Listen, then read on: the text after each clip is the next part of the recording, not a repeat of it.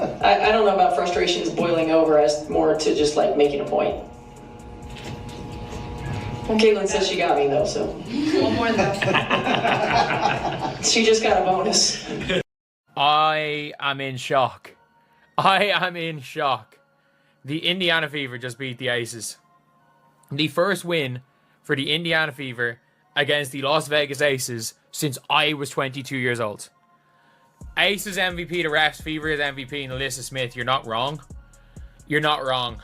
The Las Vegas Aces, the team crowned as the never-ending dynasty, the powerhouse built to dominate for years, just got humiliated. Not edged out. Not barely beaten, but flat out exposed in front of the whole basketball world. A 27-point loss. Brutal A'ja Wilson? Yeah. She got the superstar treatment. The refs were practically handing her calls like party favors, and it still didn't matter. Chelsea Gray? The one people keep claiming is better than Caitlin Clark? She might as well have stayed home. Total non-factor. A'ja Wilson. My God, you see how many free throws that lady have? Oh my God, on the stat sheet she had basically 30 points, but all the free throws this woman got, man, they tried their best to keep the Aces in the game, man, but it didn't matter. It didn't matter, man.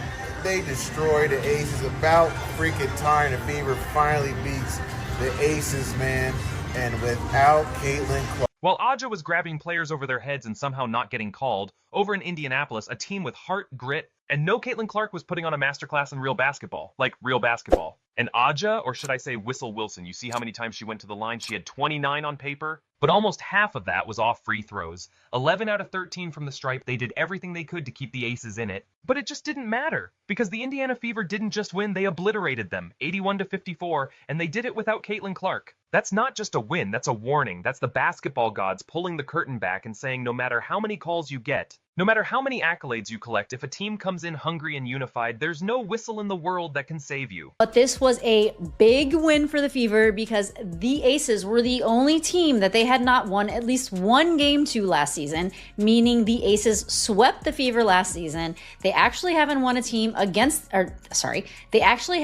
game against the Aces in 16 games. And they did it without Caitlin Clark. This team is crazy. They are beating the #1 team in the league first. And then they go and beat the Aces, who they haven't won to in 16 games.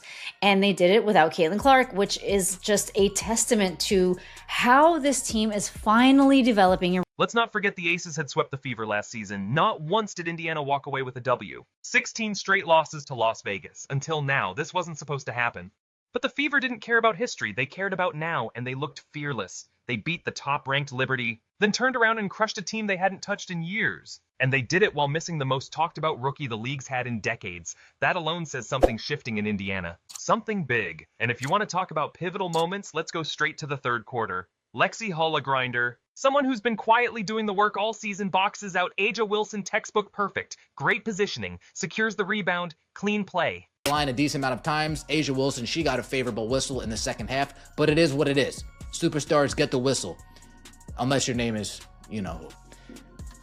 29 points for A'ja Wilson, 3 boards, 3 personal fouls, 3 turnovers, 9 for 18 from the field goal, from the field, 11 for 13 from the free throw line. Look at the rest of her team.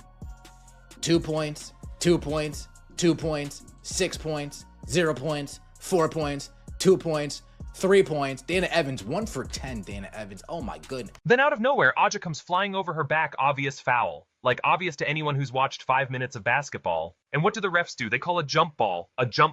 Like both players had equal positioning. Like Hull didn't just get her arms ripped off from behind while doing exactly what you teach in grade school basketball. It was a clown call. Even the broadcasters were stunned. They didn't even try to hide the confusion in their voices. Everyone saw what it was except the officials. That moment right there could have broken Indiana, could have swung the game, could have rattled the bench and given Vegas life. But it didn't. Because this Indiana team wasn't built to fold. They took that nonsense call, swallowed it, and came out even harder. And let's not forget, Kelsey Mitchell was cooking. Didn't take her foot off the gas once. The third.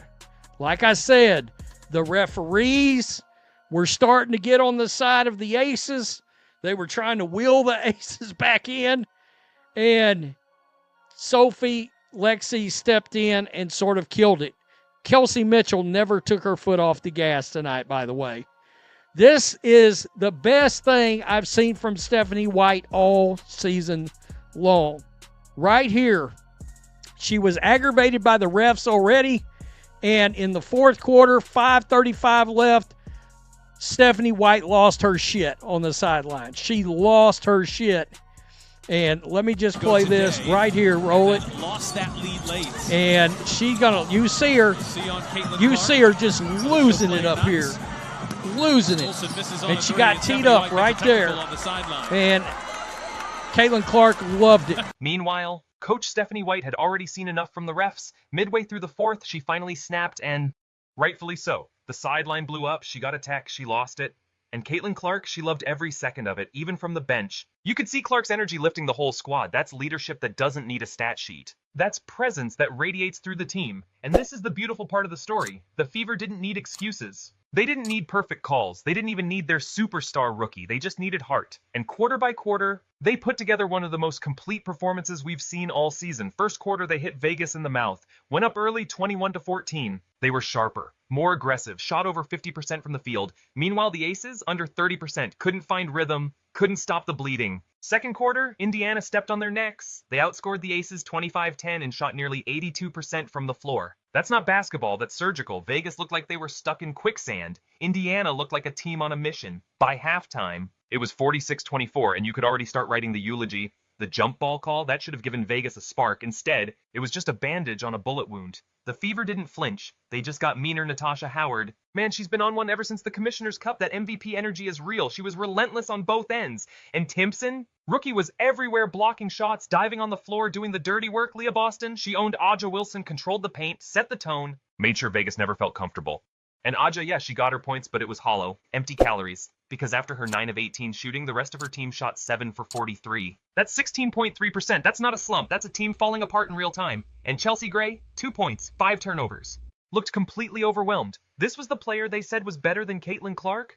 Meanwhile, Caitlin was leading without even touching the floor. That's what winners do. And here's where things went from domination to demolition. Vegas managed just 7 points in the fourth. 7 in professional basketball. That's not just a cold quarter. That's collapse. Final score 81-54. But that number doesn't even capture how lopsided this was. The Aces didn't just lose. They got outplayed, outcoached, outrun, and outhearted. Indiana's defense was suffocating. Forced turnovers, shut down passing lanes, bullied the paint, held Vegas to their lowest shooting percentage of the season. And while all this was going down, the Fever were smiling, laughing, high-fiving, moving the ball, running the floor. That's how you know something special is brewing. This wasn't just a win over a top team. This was the Fever planting their flag and saying, we're here now.